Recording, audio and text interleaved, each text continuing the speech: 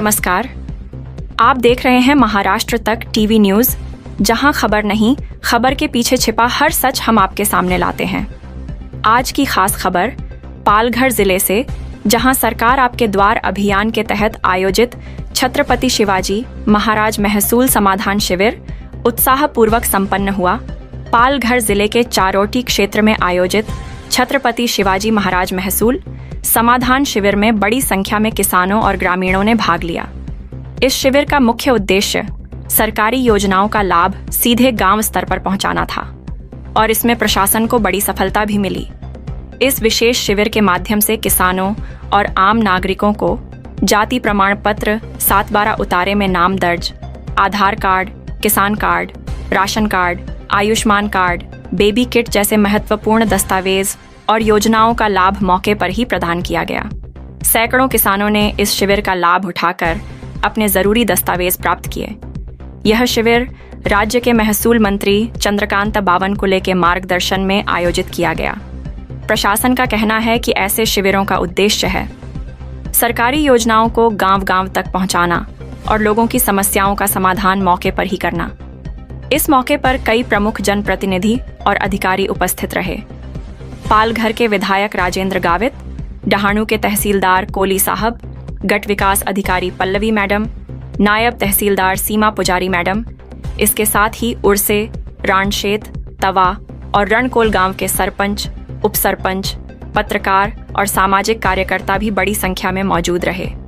सरकार आपके द्वार अभियान के तहत आयोजित यह शिविर न सिर्फ प्रशासन और जनता के बीच की दूरी कम करता है, बल्कि ग्रामीण इलाकों में योजनाओं का सीधा लाभ पहुंचाने का एक प्रभावी माध्यम भी बन रहा है। डहाणू से माधव तल्हा की रिपोर्ट। त्या वर्ग 2चे आहे, म्हणजे शासनाने तुम्हाला जमीन कसण्यासाठी दिलेली आहे आणि जमीन कसण्यासाठी दिलेल्या असल्यामुळे तुम्हाला इतरत्र त्या ठिकाणी त्याचा वापर करता येत नाही।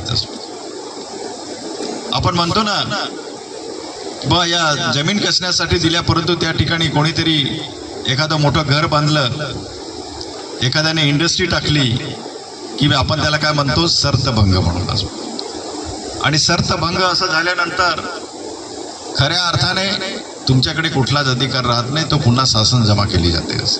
तहसीलदार साहेब बरोबर ना? परंतु आता ती परिस्थिती राहणार नाही तसं। आणि म्हणून महसूल विभागाच्या डिजिटल सेवांचा जी डिजिटल सेवा जी काढलेली आहे, कॉम्प्युटराइज सगळीकडे झालेला आहे, ते या ठिकाणी त्याचा जास्तीत जास्त वापर करून नागरिकांना सिंगल डे सर्व्हिस डिलिव्हरी, एका दिवसात तुम्हाला त्या ठिकाणी आदिवासीच्या उत्पन्नाचा किंवा सगळ्या रहिवाशाचा दाखला त्या ठिकाणी मिळणार आहे। हे तुम्हाला माहिती होतं का? हे तुम्हाला माहिती होतं का? अरे बोला नाही ना? तर आता हे सगळं तुम्हाला माहिती व्हावं। एका दिवसामध्ये जर समजा तलाठी किती आहे, कुठे तलाठ्याने जरा हात वरती करा जरा।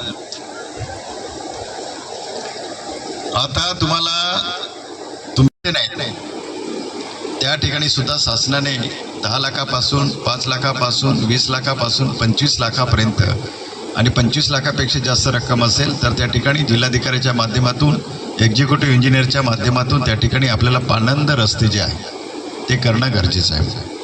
त्याचप्रमाणे जे सर्वांसाठी घरे योजनेअंतर्गत पट्टे वाटपाची त्या ठिकाणी प्रक्रिया आपण सगळ्या तलाठ्यांनी त्या ठिकाणी पूर्ण करणं गरजेचं आहे। मगाशी सांगितल्याप्रमाणे अकृष्य एने कलम 42 नुसारच्या सुधारणेनुसार त्या ठिकाणी विकास आराखड्यात समावेश जमिनीसाठी जिल्हाधिकाऱ्यांच्या स्वतंत्र परवानगीची त्या ठिकाणी आवश्यकता नाही। आणि सगळ्यात महत्त्वाचं एक खिडकी सिंगल विंडो, म्हणजे एक ज्या ठिकाणी गेला त्या ठिकाणी तुम्हाला सगळे दाखले मिळतील।